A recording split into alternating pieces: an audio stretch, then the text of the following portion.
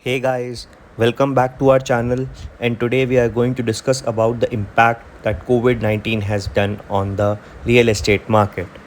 We are also going to discuss the winners and the losers from the effect of this pandemic. If you throw a dart on the map of the world, no matter where it hits, you will find the housing market is probably hot and the housing prices reaching an all-time high. But before going further, I would request you to take a minute and subscribe to our channel. When the coronavirus pandemic hit us last year, we went through a great deal of economic pain. The world saw the stock markets crash, the housing prices going down, and the overall impact on the economy was devastating. And the leaders of the world had thought that this economic pain would be shared among the rich and the poor equally. But with the lockdowns and the job losses across the world, the brunt of the pandemic had fallen onto the shoulders on the flexible, low income workers and young people. Whereas the rich and the upper middle class, who were unable to go out to travel, to eat, suddenly had the opportunity to build up on their savings. According to a report published by Credit Suisse, the global wealth accumulated by the households has grown by $28.7 trillion in 2020. On the back of the increased savings, the wealthy people had been able to put their increased savings into either equities, cryptocurrencies, and above all, they have been able to buy bigger and better houses. But nobody expected how the housing market would pan out after the fall it took during the start of the pandemic. The house prices have witnessed a sharp growth in the last 1 year, providing superior returns to house owners. If you look at this graph, which shows the growth rate in the housing prices across different countries across the world, the prices have risen on almost all geographies across the world.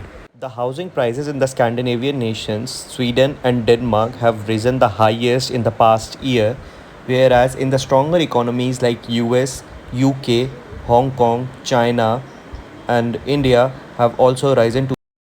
This phenomena has been observed globally from US to UK to Korea, China, Japan, and Italy, etc. Some of the sharpest increases in the house prices has been observed in the United States, where data has shown that the median price of all houses was up by around 23% year on year in May. Most of the homes sold in the US are now being sold above the asking price, and the offer is accepted at a much quicker rate after the listing price than it was accepted prior to COVID. Interestingly, this house price inflation is not driven by the rising prices in the capitals of majority of the countries, but this comes from the suburbs, the smaller cities and rural areas. This is mainly due to the fact that the remote workers have been able to switch from their flats in city centers to to spacious homes in the countryside. There are two major concerns for this free rise in the house prices. The first one is the prices could spiral into a bubble territory, making economies vulnerable to a sudden market correction that would hit the household wealth. And the wild increase in the prices of the real estate is one of the most or the leading indicators of a crash. Secondly, the home ownership could become even more unaffordable for the young people and the workers who were already priced out of many areas before the pandemic. This will further trigger the inequalities among the society and the rich and the poor. As a growing trend, the winning bidder of many of the house auctions is not usually a family, but an investor who has never seen the house but wants the house to be furnished and is going to buy it for investment purposes and then further rent it out. This also means that the real estate has attracted the money from the investors, and it is because of this high flowing money that the prices have been pumped up. Blackstone Group, the private equity firm, has become the world's largest real estate manager, which acquired the Home Partners of America for $6 billion. dollars. Is the situation similar to what happened in 2008 when the housing prices has risen to an extent that when the bubble burst, it brought down the US economy as well as the global economy with it? To some investors, the situation is even more dire at this point of time when the inflation is much higher and the real estate prices are also rising indefinitely. Some countries, such as Norway, have tried to tighten the monetary policy in order to control the rising prices of the houses. Christine Lagarde, the president of the European Central Bank, was also asked about the issue during a hearing in the European Parliament. According to her, the disconnect between the housing prices and the broader economic developments during the pandemic entails the risk of price corrections.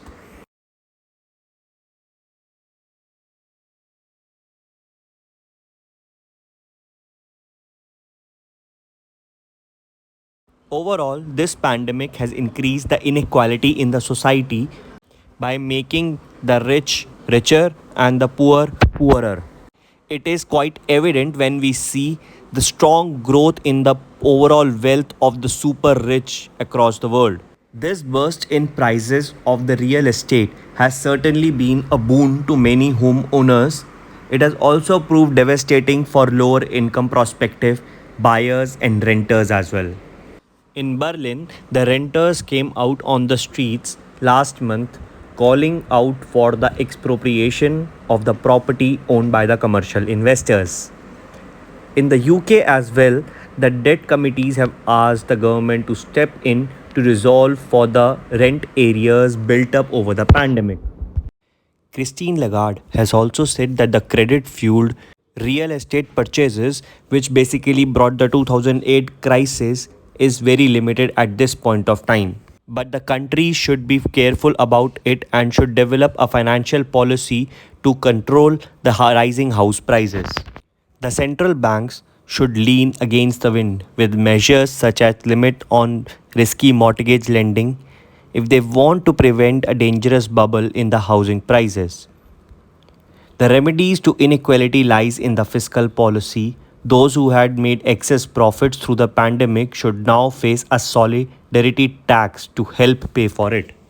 To fight against the inequality generated through these rising prices, what the governments need is to redistribute from the rich to the poor.